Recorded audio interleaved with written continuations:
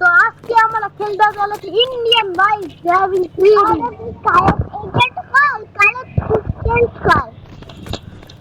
কালারটা চেঞ্জ কর। এটা কি রে? এই যাচ্ছিলাম হাটে রে। এটা হলো আমাদের ক্যারেক্টার। হ্যাঁ, এটা আজকে আমরা এই ক্যারেক্টার দিয়েই আমরা এই চ্যালেঞ্জ পুরো করব। চলো বন্ধুরা, দেখি আমরা মেগারাম চ্যালেঞ্জ করতে যাই, দেখি আমরা পাই নাকি। চলো খাটে যাই। চলো। আর মেগারাম নাই তো। হ্যালো, আমি আজকে খেলছি ইন্না বাইক ছিল। ইন্না বাইক ছিল না আমাদের।